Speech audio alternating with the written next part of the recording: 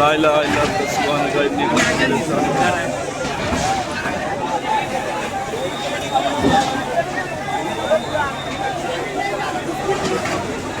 গাড়ি আরো 2-3টা পাইলে যে একটা পানি লাগাত করে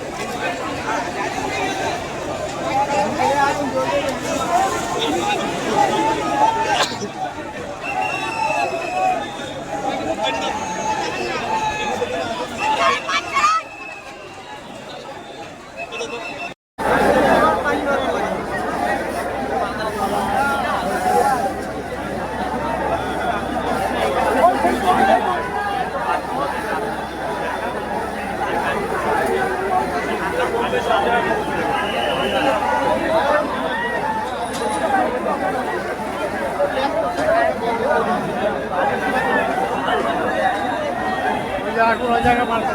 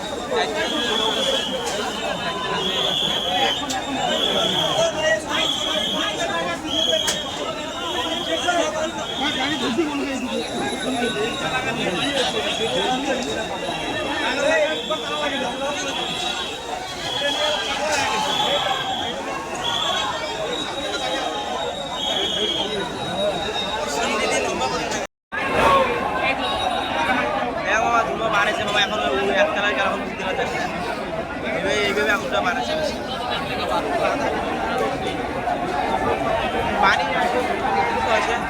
আদা আদা আদা আদা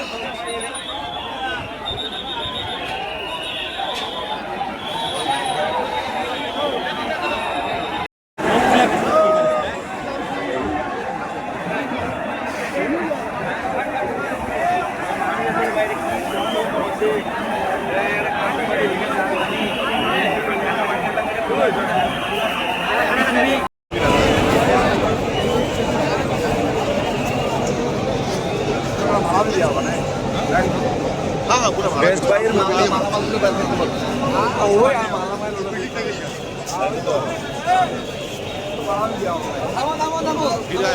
है ना ऊपर फैमिली रहता है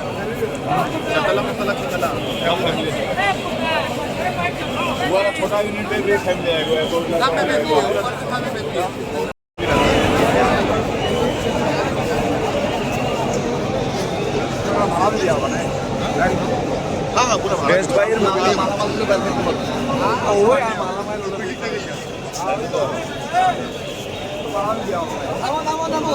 फैमिली रहता है ना ऊपर फैमिली रहता है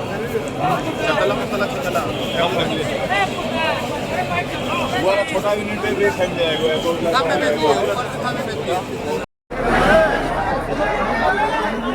ভাই ক্যান্টনমেন্ট এরিয়া থেকে কল দিতে বলেন।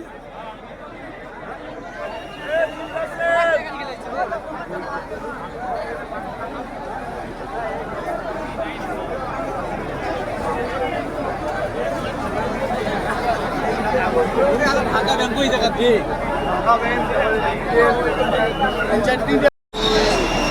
ঢাকা ব্যাংকে মানে গ্যাস মনে হয়ে গেছে, তবে হয়তো দুইটা আগুন লাগছে, কিন্তু ফ্যামিলি থাকার কথা।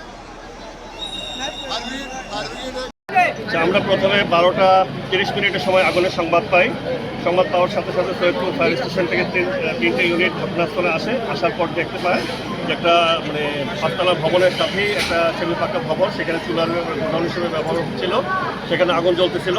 আগুন খুব দ্রুতই সাথে একটা 7তলা বিল্ডিং আছে, যেটা ঢাকা ব্যাংক আছে এবং ঢাকা মার্কেন্টাইল কোঅপারেটিভ ব্যাংক আছে। আগুন সেখানে ছড়িয়ে পড়ে, কিন্তু আগুন দ্রুত ছড়িয়ে পড়ার কারণে আমরা আমাদের যে পার্শ্ববর্তী আরও যে ফায়ার স্টেশন, সেখান থেকে মোট 8টি ইউনিট ঘটনাস্থলে আসে। আপনারা জানেন এই জায়গায় পানির খুব ক্রাইসিস ছিল, যার কারণে আমাদের অনেক ব্যাগ পেতে হয়েছে। আমরা অনেক দূর দূরান্ত থেকে আমাদের ফায়ার স্টেশনে গাড়িগুলো আসছে, আসার পরে এগুলো সেট করে তারপরে সেখান থেকে আমরা এই স্থানীয় যে জনগণ আছে তাদেরকে সাথে নিয়ে আমরা আগুন নির্বাপনের কাজ শুরু করেছি, কাজ করতেছিলাম। এক পর্যায়ে শেষ পর্যন্ত 2:30 মিনিটের সময় আমরা আগুন সম্পূর্ণরূপে নির্বাপন করতে সক্ষম হই। তবে এখানে আমাদের কাছে এখন পর্যন্ত কোনো আহত বা নিহত কোনো সংবাদ নাই।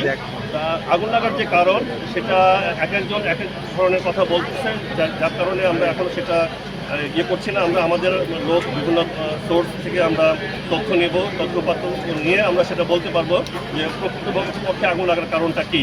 আর আগুনের ক্ষয়ক্ষতি এই মুহূর্তে মানে সম্পূর্ণরূপে বলা সম্ভব হচ্ছে না।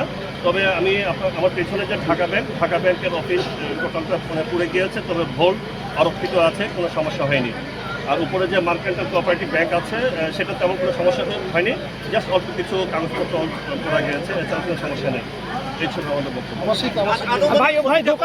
পাশে দোকান ভাই, এখানে আসল যে দুটা ক্ষতিকর, পাশে যে তুলার যে গোডাউনগুলো ছিল সেগুলো পুড়ে গিয়েছে, এগুলো পুড়ে গিয়েছে। তবে আগুন লাগার প্রকৃত কারণ আমরা এই মুহূর্তে বলতে পারছি না, এক একজন এক এক ধরনের কথা বলছে। কাজে আমাদের লোক বিভিন্ন সোর্স থেকে তথ্যপাত্র সংগ্রহ করে তারপর আমরা বলতে পারবো। এবং আগুন লাগার কারণে এর যে ক্ষয়ক্ষতি এবং উদ্ধার সেটাও এই মুহূর্তে আমরা নির্ভর করতে পারছি না। আপনারা দেখেছি কিছুক্ষণ আগেই আমরা নির্বাপন কাজ শেষ করেছি মাত্র। দোকান ঘর কয়টা পুড়ে গেছে? আমরা এখন জাস্ট 2-3টা এখানে তুলার গোডাউন ছিল, দোকান ছিল, এগুলো পুড়ে গিয়েছে, সেমি পাকা যেগুলো ছিল।